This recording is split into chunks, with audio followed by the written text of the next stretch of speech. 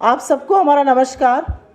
और थोड़ी सी देर से शुरू करने के लिए माफ़ी चाहते हैं क्योंकि यात्रा में प्रेस वार्ता चल रही थी भारत जोड़ो न्याय यात्रा में, इसलिए हम लोगों ने थोड़ा विलंब किया। पिछले 4-5 दिन से अर्थव्यवस्था को लेकर बड़े जोर शोर से चर्चा है। सरकार सीना ठोक के कुछ बातें कह रही है, हमने भी कुछ बातें कही हैं, लेकिन असलियत यह है कि अर्थव्यवस्था पर दो मत हो ही नहीं सकते हैं, क्योंकि अर्थव्यवस्था को आंका आंकड़ों से जाता है और आंकड़े झूठ नहीं बोलते हैं। तो सबसे पहले तो सरकार ने एक फर्जी व्हाइट पेपर लाने का काम किया, और यह कितनी बड़ी विडंबना है कि 10 साल सरकार में रहने के बाद मोदी जी के पास अपने कार्यकाल का रिपोर्ट कार्ड नहीं है। वो 10 साल पहले की सरकार के 10 साल के कार्यकाल का लेखा जोखा लेकर आए हैं। ये कितनी बड़ी विडंबना है, ये आप लोग खुद सोच सकते हैं। 10 साल सत्ता में रहने के बाद जब चुनाव के मुहाने पर आज सरकार खड़ी है, तो सरकार पिछली सरकार का लेखा जोखा दे रही है। अपना रिपोर्ट कार्ड दिखाने की ना हैसियत है ना हिम्मत है। और मैं कुछ भी कहने से पहले इस मंच से एक बात खुली चुनौती के रूप में कहती हूं, अपने बनाए हुए मानक पर, अपनी डेटा रीजिगिंग पर हमारे और अपने 10 वर्ष के आंकड़े एक साथ रख दीजिए, दूध का दूध और पानी का पानी हो जाएगा। जनता को निर्णय करने दीजिए, लेकिन ऐसा करने की ना हिम्मत है और ना हैसियत है सरकार में। लेकिन सबसे पहले मैं ये व्हाइट पेपर ऑफ लाइज जिसको हम बोल रहे हैं, और इसमें हम सरकार का काला कच्चा चिट्ठा भी अभी खोलेंगे। लेकिन ये जो सफेद पेपर लाया गया, ये जो व्हाइट पेपर लाया गया है, इसमें सबसे बड़ी समस्या क्या है? ऐसे बहुत सारे जुमले सरकार के प्रवक्ता, सरकार के बेलगाम मंत्री, कुछ मंडली चरण चुंबकों की बोलती रहती है, आईटी सेल बोलती रहती है। अगर ये व्हाइट पेपर जो सरकार लाई है भाजपा के द्वारा आया गया होता तो आप लोग भी इसको रद्दी के टोकरे में फेंकने का काम करते। लेकिन षड्यंत्र के तरीके से इसको मिनिस्ट्री ऑफ फाइनेंस की वैधता दी गई। और यह कितनी बड़ी विडंबना है कि सरकार जो कंटिन्यूटी में होती है, आपने मिनिस्ट्री ऑफ फाइनेंस के अफसरों से वो पाप कराया जो इंडियन ब्यूरोक्रेसी में पहले कभी नहीं हुआ है। मिनिस्ट्री ऑफ फाइनेंस के अफसरों की वैधता ली गई इस पर, उनको अपने ही किए हुए पुराने काम को नकारना पड़ा, और ये अंडरमाइनिंग ऑफ इंडियन ब्यूरोक्रेसी का, इंडियन लोकतंत्र का, प्रजातंत्र में जिस तरह से कार्य करती है ब्यूरोक्रेसी, अफसरशाही, उसका पूरी तरह से अवमानना है। This really undermines India's bureaucracy because you are making officers of the Ministry of Finance repudiate and reject their own work. 10 साल का फलसफा कुछ पॉइंट्स में अंकित कर देती हूं और उसके बाद में डिटेल में बात कर लेंगे। बड़ी कोशिश की कर लेंगे, बड़ी कोशिश की गई, सीरीज बदली गई, पैमाना बदला गया, सब कुछ कर दिया गया। उसके बावजूद, इस रीजिगिंग के, इस षड्यंत्र के बावजूद, पैमाना बदलने के बावजूद, यूपीए के 10 वर्ष में जीडीपी ग्रोथ इनके 10 वर्षों से कहीं अधिक थी। डेकेडल 10 वर्ष की एवरेज जीडीपी ग्रोथ 6.7% थी, इनकी 5.9% है। जीडीपी ग्रोथ हमने इनको 6.7% पे सौंपी थी। 6% से नीचे उस जीडीपी ग्रोथ को लाने का काम मोदी सरकार ने किया है। इस सरकार के कार्यकाल में आय घटी है, उपभोग घटा है, निवेश घटा है, बेरोजगारी बढ़ी है, महंगाई बढ़ी है, आमदनी घटी, लेकिन बचत खप गई है। देश पर कर्जा बढ़ा है, रुपया गिरा है, पेट्रोल डीजल महंगा हुआ है, सिर्फ जबानी जमा खर्च सुना गया है। बेरोजगारी हमारे समय की शायद सबसे बड़ी त्रासदी है। लेकिन अगर आप बेरोजगारी में भी युवा बेरोजगारी के आंकड़ों को देखिए तो यह वाकई में एक टिकिंग टाइम बॉम्ब है।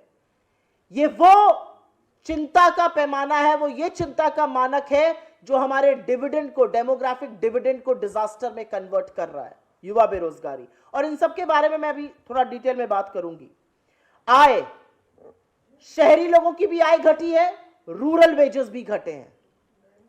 मनरेगा में ज्यादा खर्च क्यों करना पड़ रहा है सरकार को? क्योंकि एग्रीकल्चर में जॉब्स बढ़ रही हैं। किसी भी डेवलपिंग इकोनॉमी में अगर कृषि में जॉब बढ़ती है और मैन्युफैक्चरिंग और सर्विसेज में कम होती है, जो हमारे यहां लगातार हो रहा है पिछले कुछ सालों में, यह चिंता का विषय है।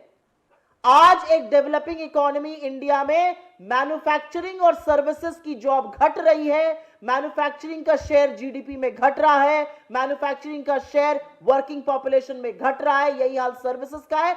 एग्रीकल्चर में जॉब बढ़ रही है, ज्यादा से ज्यादा लोग अब खेतिहर मजदूरी करने को मजबूर हैं। Highest number of figures 15.5 crore लोग रजिस्टर कर रहे हैं मनरेगा में। मैंने जैसा कि कहा, निवेश भी गिरा है, प्राइवेट निवेश भी गिरा है। वो सब इंडियन इंडस्ट्री के टाइटन्स जो टीवी पर 10 on 10 सरकार को देते हैं, खूब चरण वंदन करते हैं, पैसा लगाने को नहीं तैयार है इनकी नीति में। और एफडीआई भी घटा है।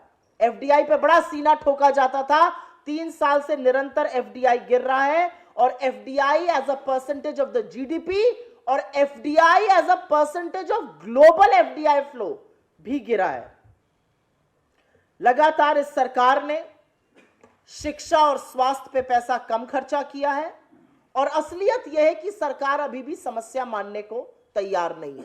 मैं अब कुछ क्रमवार तरीके से कुछ चीजों पर डिटेल में थोड़ा सा बोल देती हूं। मैंने कहा, हर कोशिश के बावजूद, हर षड्यंत्र रचने के बावजूद, डेटा फजिंग के बावजूद, सब कुछ करने के बावजूद भी डेकेडल ग्रोथ, 10 वर्ष की औसतन ग्रोथ यूपीए की 6.7% थी, इनकी 5.9% है। ये सब कुछ चाहकर भी मोदी सरकार झुठला नहीं पाई। और यूपीए में 2 बड़ी चीजें हुई थी। 2008 का इकोनॉमिक डिप्रेशन हुआ था और 2013 का टेपर टैंट्रम हुआ था। असलियत यह है कि कोरोना पर हर बार ठीकरा फोड़ा जाता है। कोरोना आने के पहले इस देश की जीडीपी ग्रोथ आधी हो गई थी और उसके आधे होने का कारण नोटबंदी और विफल रूप से जो जीएसटी लगाया गया वो था। आपकी जानकारी के लिए याद दिला दूं कि 2016 के बाद 2019 में जीडीपी ग्रोथ 3.9% पर आकर गिर गई थी। कोरोना का तब एक भी केस नहीं आया था। 45 वर्ष में सबसे ज्यादा तब बेरोजगारी थी। तो यह सरकार की विफल नीतियों का प्रमाण है, ठीकरा कोरोना पे ना फोड़ा जाए। और आज भी हमारी जो जीडीपी ग्रोथ रेट है वो 6% के आसपास है। जो बड़ी इकोनॉमीज है, चाहे वो यूएस हो, चाहे वो यूरोपियन इकोनॉमीज हो, वो पैंडेमिक में जो उनको चोट पहुंची, जो पैंडेमिक में क्षति हुई उनको अर्थव्यवस्था में, उसको दूर करके अब आगे बढ़ चुकी हैं। हम अभी भी 6% पे ग्रो कर रहे हैं और किसी को भी मूर्ख बनाने का कोई यहां पर मतलब नहीं है। असलियत यह है कि यूएस की इकोनॉमी $21 ट्रिलियन इकोनॉमी है और अगर वो 2-3% पे भी ग्रो करती तब भी हमसे कहीं ज्यादा ग्रो करती है। हमारी महज 3 ट्रिलियन से थोड़ी ज्यादा की इकोनॉमी है। कंजम्पशन, और ये बात करनी जरूरी है, जीडीपी पर मैंने आपको बताया कि कैसे सरकार के लाख आंकड़ों के साथ खिलवाड़ करने के बावजूद 10 वर्ष में सबसे ज्यादा जीडीपी ग्रोथ यूपीए के शासनकाल में हुई। कंजम्पशन, उपभोग, जो लोग चीजें खरीदते हैं, खाने की, पहनने की, साबुन, तेल, मंजन, कंघी इत्यादि, लगातार घट रहा है। कंजम्पशन की ग्रोथ पिछले 5 साल में मात्र 3% हुई है और यह चिंता का विषय है क्योंकि कंजम्पशन हमारी जीडीपी का 60% हिस्सा है। असलियत यह है कि कंजम्पशन को अगर ज्यादा अंदरूनी तौर से उस डेटा को देखा जाए तो अमीरों की सरकार और गरीबों की तरफ बेरुखी साफ होती जाती है। पैसेंजर व्हीकल सेल, 4 पहिया गाड़ी जो है वो एनुअल रेट 4.6% से बढ़ रही है, लेकिन 2 व्हीलर की जो सेल है वो मात्र 0.7% से बढ़ रही है। यूपीए के शासनकाल में ये 9% से बढ़ती थी। 2 पहिया वाहन लोअर मिडिल क्लास, गरीब, ग्रामीण क्षेत्र में लोग खरीदते हैं, उसकी ग्रोथ मात्र 0.7% है, जो यूपीए के शासनकाल में 9% होती थी। 1% से कम की ग्रोथ है। तो अभी भी जो अमीरी और गरीबी का फासला है वो उपभोग में भी आपको साफ झलक रहा है। ग्रामीण क्षेत्रों में एफएमसीजी की जो सेल है, साबुन, तेल, मंजन, बिस्कुट, ये कम है और ये कैसे पता चलता है? आप HUL, हिंदुस्तान यूनिलीवर को देखिए, ITC को देखिए, ब्रिटानिया को देखिए, उनके सेल्स के फिगर देखिए। वो दिखाता है कि कैसे ग्रामीण क्षेत्रों में लोग गरीबी और कम आय से जूझ रहे हैं और इसीलिए साबुन, तेल, मंजन, इस तरह की चीजें नहीं खरीद पा रहे हैं। अब बात करते हैं जो मैंने बहुत गहन विषय यहां पर उठाया था, और वो विषय है कृषि में नौकरियों का बढ़ना और मैन्युफैक्चरिंग और सर्विसेज में नौकरी का घटना। कोई भी डेवलपिंग इकोनॉमी, किसी भी फास्ट ग्रोइंग डेवलपिंग इकोनॉमी में जहां पर डेवलपमेंट की तरह इकोनॉमी जाती है, वहां पर नौकरी मैन्युफैक्चरिंग और सर्विसेज में बढ़ती है। लोग कृषि से निकलकर उन क्षेत्रों में जाते हैं क्योंकि कृषि की जो जॉब्स होती हैं वो कम रेम्यूनरेटिव, उसमें कम पैसा, कम आय होती है, ये माना जाता है। लेकिन असलियत यह है कि इस सरकार के कार्यकाल में पिछले 10 साल में कृषि की नौकरियां बढ़ी हैं, मैन्युफैक्चरिंग की घटी हैं, सर्विसेज की घटी हैं। मैन्युफैक्चरिंग की एवरेज ग्रोथ रेट 6% से कम रही है 10 साल में, और जीडीपी में उसका शेयर हमारे शासनकाल में 17% था, वो घट के 14% हो गया है। मैन्युफैक्चरिंग में करीब 12% से 12.5% के करीब लोग एंगेज होते थे जॉब्स के माध्यम से, वो महज 11% हो गया है। इसी तरह से सर्विसेज में भी जबरदस्त गिरावट आई है, और इसका पूरा प्रमाण यह है कि सरकार को मनरेगा में इस बार के बजट में 26,000 करोड़ अतिरिक्त खर्चा करने पड़े, क्योंकि लोग कृषि की मजदूरी करने को मजबूर हैं, उनके पास नौकरी नहीं है मैन्युफैक्चरिंग और सर्विसेज में।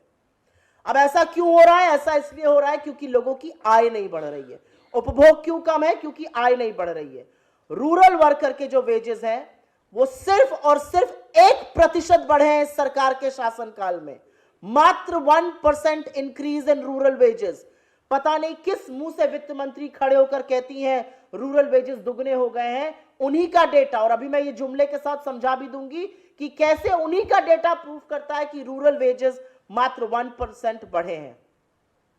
अनएम्प्लॉयमेंट पे बात करना थोड़ा जरूरी है। जैसा कि मैंने कहा, एक भी कोरोना केस आने से पहले 45 साल में सबसे ऊंचे शिखर पर बेरोजगारी थी, और सबसे भयावह स्थिति, ये हमारा आंकड़ा नहीं है, ये वर्ल्ड बैंक का डेटा है, सबसे भयावह स्थिति जो यूथ अनएम्प्लॉयमेंट है उसको लेकर है। सीएमआई का आंकड़ा दीजिए तो ये कहते हैं झूठा है ये आंकड़ा। चलिए सीएमआई का आंकड़ा नहीं देते हैं। वर्ल्ड बैंक का आंकड़ा क्या कहता है? वर्ल्ड बैंक का आंकड़ा ये कहता है कि 2004 से 14 के बीच में यूथ अनएम्प्लॉयमेंट 17.8% पर था, और आज इस सरकार के 10 साल के शासनकाल में करीब 25% पर है। ये मेरा आंकड़ा नहीं है, ये सीएमआई का डेटा नहीं है, क्योंकि सीएमआई का डेटा और भी भयावह है, वो 44% युवा बेरोजगारी बता रहा है। वर्ल्ड बैंक का आंकड़ा बताता है कि पिछले 10 साल में औसतन यूथ अनएम्प्लॉयमेंट 25% रहा है, जो कि कभी 17% होता था। Investment is an act of faith, बहुत बार कहा गया है। मैं विनीत जी को कहती रहूं हमारी बहुत अच्छी पॉलिसी है, बहुत अच्छी पॉलिसी है, मेरी खूब तारीफ करते रहें, लेकिन अपना पैसा ना डालें मेरी पॉलिसी में, अपना पैसा ना लगाइए। यही काम इंडियन इंडस्ट्री कर रही है। जो ग्रॉस फिक्स्ड कैपिटल फॉर्मेशन होता है वो टोटली स्टैग्नेंट है। इंडियन इंडस्ट्री यहां पर पैसा निवेश करने को तैयार नहीं है।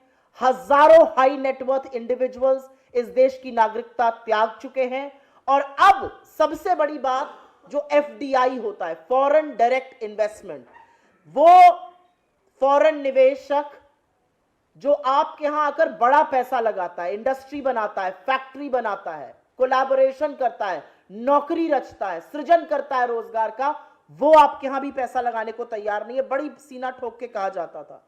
आज की तारीख में एब्सोल्यूट और net FDI as a percentage of the GDP 16 साल में सबसे कम है, 16 साल में सबसे निम्न स्तरीय पर है। और जो सरकार के लोग आपको पलट के कहेंगे विश्व में भी एफडीआई कम है, विश्व में एफडीआई बिल्कुल कम होना शुरू हुआ है, लेकिन इंडिया का शेयर उसमें लगातार निरंतर गिरता जा रहा है, जो कि बढ़ना चाहिए था, क्योंकि एफडीआई चाइना में जाना कम हुआ है। तो FDI as a total net and absolute कम हुआ है, as a percentage of the GDP कम हुआ है, और ये सारे आंकड़े आपके साथ जो हम पेपर साझा करेंगे उसमें है। और सबसे बड़ी बात यह है कि जो एफडीआई का इंडिया का शेयर है ग्लोबल एफडीआई फ्लो में, वो भी लगातार कम हुआ है। नौकरी कौन बनाएगा? नौकरी सरकार के जो चहेते हैं वो तो बना नहीं रहे हैं, उनका तो स्टॉक प्राइस बढ़ रहा है। नौकरी बनाते हैं छोटे लघु मध्यम उद्योग, एमएसएमईज जिनको कहा जाता है, micro small and medium enterprises. 33,000 MSMEs पिछले 4 साल में बंद हुए हैं, और जो नए रजिस्ट्रेशन हुए हैं उसमें अधिकांश नए रजिस्ट्रेशन 99% माइक्रो एंटरप्राइजेस के हुए हैं। स्मॉल और मीडियम के रजिस्ट्रेशन भी कम है। सरकार ने एक काम बहुत बखूबी किया है, आपके सिर कर्जा खूब चढ़ाया है। आप या आज कोई बच्चा पैदा हो रहा हो उसके ऊपर 1,13,000 से ज्यादा का कर्जा चढ़ा दिया गया है। जो कर्जा हमारे सरकार के शासनकाल के दौरान 58 लाख करोड़ था, वो 173 लाख करोड़ पार करने का काम विश्व कीर्तिमान मोदी सरकार ने स्थापित किया है। और यहां पर एक बात कहनी जरूरी है, जितनी बात अभी हमने करी है शॉर्ट टर्म है, ग्रोथ, अनएम्प्लॉयमेंट, निवेश, उपभोग। कोई भी सरकार अपने मीडियम और लॉन्ग टर्म में एजुकेशन में, हेल्थ में खर्चा करती है। एसर सर्वे आया है जिसको दुनिया मानती है, यह सरकार नहीं मानती, मुझे नहीं पता। एसर सर्वे कहता है कि 2022 में जो लर्निंग कर्व है वो 2012 के लेवल पर पहुंच चुका है। मतलब जो 10 साल में हमने बढ़त हासिल करी थी वो वापस उधर जा चुकी है, और हम करीब 4.6% एजुकेशन पर बजट खर्चा करते थे, उसको धीमे धीमे धीमे धीमे कम करते हुए 3% से नीचे 2.9% पे बजट ले आई है सरकार। मैं कुछ आंकड़े हैं जो सिर्फ आपकी जानकारी के लिए यहां पर पढ़ देती हूं। यह कंपैरिजन है यूपीए और एनडीए का, और चुनौती है मोदी सरकार को, चुनौती है फाइनेंस मिनिस्टर को कि सेम आंकड़ा जिस पैमाने पर आप चाहिए आप लगाकर प्रस्तुत कर दीजिए, लेकिन आप कर नहीं पाएगा क्योंकि इतने सारे डेटा फजिंग और इतने सारे षड्यंत्र के बावजूद हमारे आंकड़े आपसे बेहतर हैं। ये 10 साल के आंकड़े प्रस्तुत कर रही हूं। यूपीए के 10 साल में अगर पुरानी सीरीज जिसके साथ छेड़खानी की गई ग्रोथ कैलकुलेट होती तो 7.5% पे होती, लेकिन आप ही की सीरीज से अगर कैलकुलेट हो 6.7% पे ग्रोथ है, जो आपके 10 साल के शासनकाल में 5.9% है। फिस्कल डेफिसिट 10 साल में जो हमने सरकार इनको दी 4.5% पे दिया, इन्होंने फिस्कल डेफिसिट 5.8% पे रखा है। डेट, कर्जा हमने जब इनको सरकार सौंपी 58 लाख करोड़ था, जो 173 लाख करोड़ है। डेट टू जीडीपी, कर्जे का जीडीपी का अनुपात हमने इनको सौंपा 67% पर 82% पर ले गए हैं। हाउस होल्ड सेविंग जो बचत होती है, और इंडिया में बचत लोग करते हैं, 23% ऑफ जीडीपी था, 19% जीडीपी का हो गया, क्योंकि लोगों की नौकरियां गई हैं, महंगाई बढ़ी है, आय कम हुई है, लोग अपनी बचत से को खर्चा करने को मजबूर है। फार्म वेजेस, रूरल जो वेजेस होते हैं, आय जो होती है किसान की, 4.1% पे हमने इनको दी थी, 1.3% ग्रोथ पर ले आए हैं। एनपीए, पब्लिक सेक्टर बैंक के एनपीए 8 लाख करोड़ थे 2004 से 2014 के बीच पर, 55.5 लाख करोड़ 2014 से 2023 के बीच में। बैंक राइट ऑफ हमने किया 2.2 लाख करोड़ का, इन्होंने किया 14.5 लाख करोड़ का। अमीरों की सरकार, सूट बूट की सरकार, इनको हम ऐसे ही नहीं कहते हैं। एजुकेशन पर हमने खर्चा किया 4.6% ऑफ द बजट, इन्होंने खर्चा किया 2.9% of the budget. Total exports of GDP हमारे टाइम पर 17% थे, इनके टाइम पर 13% है। यूएस डॉलर हमने रुपया इनको दिया 61 पर, इन्होंने पहुंचाया 83 पर। शेयर ऑफ मैन्युफैक्चरिंग हमारे टाइम पे 17%, इनके टाइम पर 14%। Production of crude oil, Modi ji बोलते थे हम आत्मनिर्भर बनने वाले हैं, 36 मिलियन टन हमारे वक्त में क्रूड ऑयल प्रोड्यूस होता था, 28 मिलियन टन इनके वक्त में प्रोड्यूस हो रहा है। प्राइस ऑफ पेट्रोल 71 रुपए प्रति लीटर पे पेट्रोल हम देते थे, 96 रुपए के पार पेट्रोल इन्होंने पहुंचाया और शकक भी लगवाया। डीजल 57 रुपए पे हमारा था, 90 रुपए पे इनका है। एलपीजी सिलेंडर 400 रुपए पे हमारा था, 1000 रुपए पार इन्होंने किया। और सेंट्रल गवर्नमेंट एम्प्लॉइज, ये जो वेकेंट पोजीशंस की हम बात करते हैं, 33,28,027 सेंट्रल गवर्नमेंट एम्प्लॉइज, 33,28,000 से ऊपर 31,67,000 घटौती की गई, पद को रिक्त रखा गया। और अब मैं इस मंच से, थोड़ा लंबा हो रहा है लेकिन मैं इस मंच से वो जुमले पढ़ देती हूं जिसका नाम अब सरकार नहीं लेती है, क्योंकि गारंटी की नई बात होने लगी है। जो गारंटी 14 के पहले दी गई थी उसका क्या हुआ, वो जुमले निकले। 2 करोड़ सालाना रोजगार, 15 लाख सबके अकाउंट में, सारा काला धन 100 दिन में वापस आएगा, पेट्रोल और डीजल 35 रुपए प्रति लीटर पे मिलेगा, फार्मर इनकम डबल होगी 2022 तक, 5 ट्रिलियन की इकोनॉमी बनेगी 2022 तक, हर सर पे छत होगी 2022 तक, 100 स्मार्ट सिटी बनेगी 2022 तक। इस गारंटी का क्या हुआ? क्योंकि ये गारंटी नहीं, ये जुमला था, और ऐसे ही जुमले लगातार बोले जा रहे हैं। आज सरकार कहती है बेरोजगारी है ही नहीं। आईटी कंपनीज ने 2,60,000 नौकरियां 2023 में घटा दी, क्योंकि निवेश और उपभोग दोनों नहीं हो रहा है। जुमला था 15 लाख बैंक अकाउंट में लाने का।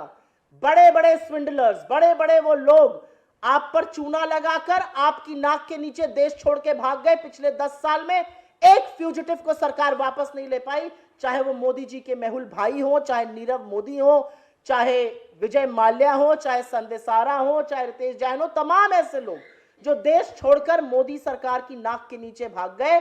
ये जुमला आता रहा कि 15 लाख अकाउंट में आएंगे, भगा उनको दिया गया, चपत आपकी लग रही है। फार्मर इनकम डबल करनी थी, 27 रुपए कमा रहा है आज का एवरेज फार्मर। 25 करोड़ लोगों को गरीबी से निकाला गया।